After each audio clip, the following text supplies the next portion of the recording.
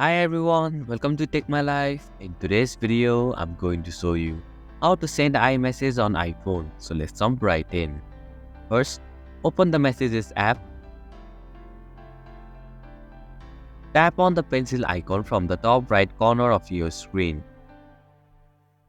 Enter the name or phone number of the person whom you want to send the message.